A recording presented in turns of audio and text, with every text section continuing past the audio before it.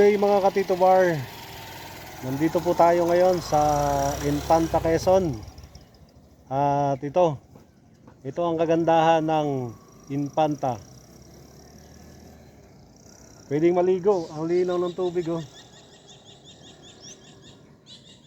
At ito po yung mga palaisdaan dito na kung saan ay pwede tayong magpaluto.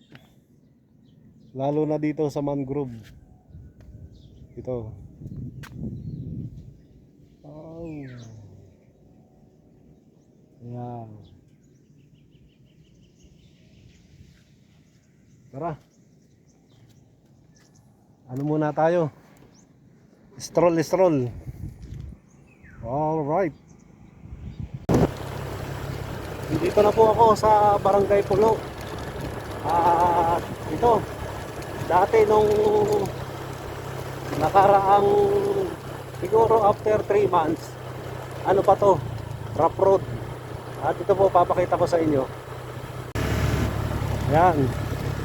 Asfaltado na po yung daanan dito. At konkreto na hanggang doon sa pagtawid ng Barangay Gumian. Ito po. Kumpar! Wow! Pambira si Kumpar. Balita. At may nakita pa tayong kakilala. Ito. Ayan, puro palayanan yung makikita natin dito. Tatawali! Ayan, karamihan po dito ay halos kakilala natin dahil dito tayo lumaki. Uy! Mga pinsanin ko. Ayan. Siguro malakas yung hangin kasi nga wala tayong mouthpiece ano. O ang tawag doon yung hindi maririnig yung hangin.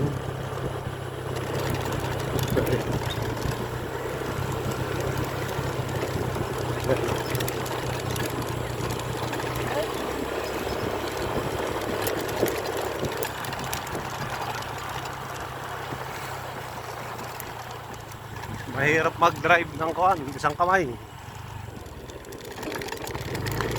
Sige po. At ito na yung Barangay Amulungin.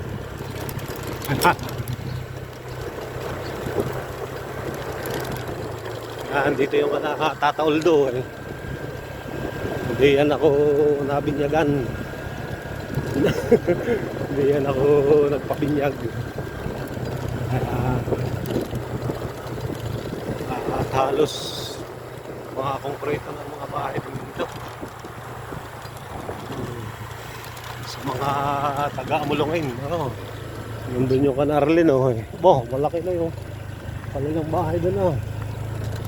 Yan po, sige po at mahirap mag-drive. Andito na po tayo sa Barangay Binunuan. At ito, ang ganda ng tanim na palay. Malapit ng anihin. Yun po, doon po tayo nag-elementary.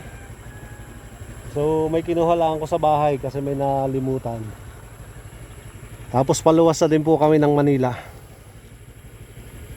Pabalik na po ako ng Barangay Kapalong, Real, Quezon. Let's go!